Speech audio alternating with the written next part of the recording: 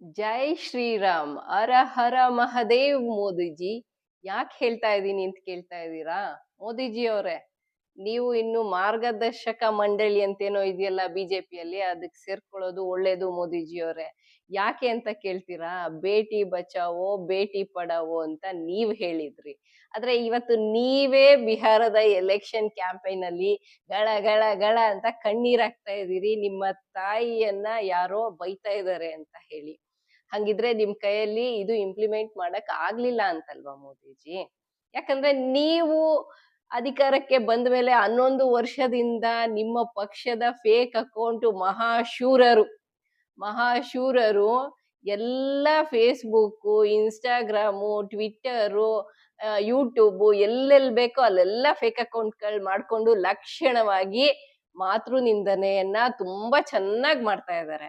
ಜೊತೆಗೆ ನಿಮ್ ಪಕ್ಷದವರು ಸುಮಾರು ಜನ ಇನ್ಕ್ಲೂಡಿಂಗ್ ನೀವು ಮೋದಿಜಿ, ಸೋನಿಯಾ ಗಾಂಧೀಜಿ ಅವ್ರ ಬಗ್ಗೆ, ಇಂದಿರಾ ಗಾಂಧಿ ಅವ್ರ ಬಗ್ಗೆ, ಪ್ರಿಯಾಂಕಾ ಗಾಂಧಿ ಅವ್ರ ಬಗ್ಗೆ ಎಲ್ಲ ಹಗುರವಾಗಿ ಮಾತಾಡಿದ್ದೀರಿ.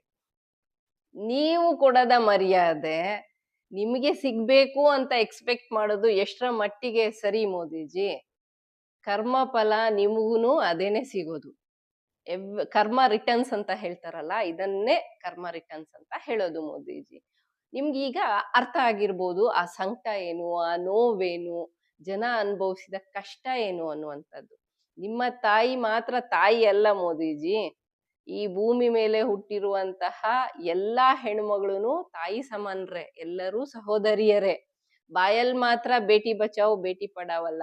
ನೀವು ಬಂದ ಕೂಡ್ಲೆ ನಿಮ್ಮ ಭಕ್ತರಿಗೆ ನೀವೇನಾದ್ರೂ ಒಂದು ಅನೌನ್ಸ್ ಮಾಡ್ತಾ ಇದ್ರೆ, ನೋಡ್ರಪ್ಪ ನನ್ನ ಫಾಲೋವರ್ಸ್ ಯಾರುನು ಬೇರೆ ಹೆಣ್ಮಕ್ಳಿಗೆ ಕೆಟ್ಟ ಕೊಳಕು ಕಮೆಂಟ್ ಹಾಕ್ಬೇಡ್ರೋ ಅಂತ ಹೇಳಿದಿದ್ರೆ ಇವತ್ತು ನಿಮಗೆ ಖಂಡಿತ ಈ ದುಸ್ಥಿತಿ ಬರ್ತಿರ್ಲಿಲ್ಲ.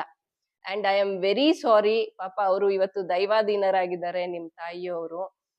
ಇವತ್ ನಿಮ್ ಜೊತೆಗಿಲ್ಲ, ಈ ದೇಶದಲ್ಲಿ ಇಲ್ಲ ಅವರು.